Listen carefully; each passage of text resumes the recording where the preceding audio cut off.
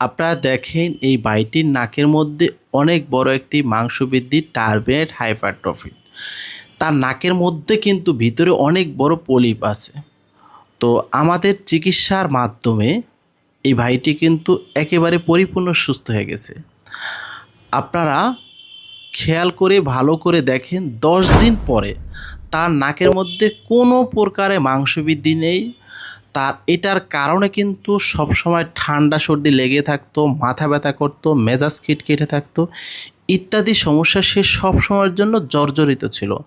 যে সমস্ত রোগীরা এবং চিকিৎসকেরা ভালো মেডিসিন খুঁজতেছেন, ভালো চিকিৎসা খুঁজতেছেন, তারা কিন্তু আমাদের সাথে যোগাযোগ করতে পারেন। আমরা সম্পূর্ণ ন্যাচারাল মেডিসিনের মাধ্যমে বিজ্ঞানসম্মত উপায়ে চিকিৎসা দিয়ে থাকি, যার ফলে স্থায়ী সমাধান পেয়ে থাকে রোগীরা।